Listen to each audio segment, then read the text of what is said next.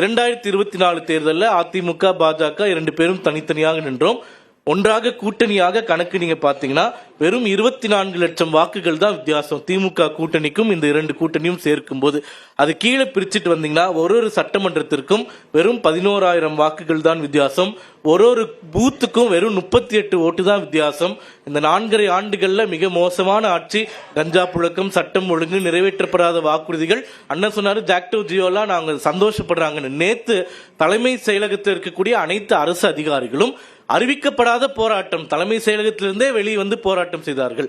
இடைநிலை ஆசிரியர்களுக்கு இன்னும் நிறைவேற்றப்படவில்லை. வெறும் 12,500 ரூபாய் சம்பளத்தில் 12,000 ஆசிரியர்கள் இன்று வரை கடந்த 11 வருடங்களாக வேலை செய்து கொண்டிருக்கிறார்கள். இப்ப இவ்வளவு மோசமான ஒரு ஆட்சியை கொடுத்ததனால் பூத்துக்கு வெறும் 38 ஓட்டு தான் வித்தியாசம். அது நிச்சயமாக அதிமுக பாஜக கூட்டணி என்றது வென்றெடுத்து அடுத்த முதல்வராக திரு எடப்பாடி பழனிசாமி அவர்கள் ஆட்சி கட்டிலில் அமர்வார் என்பதில் எந்த மாற்று கருத்தும் இல்லை. நன்றி, வணக்கம்.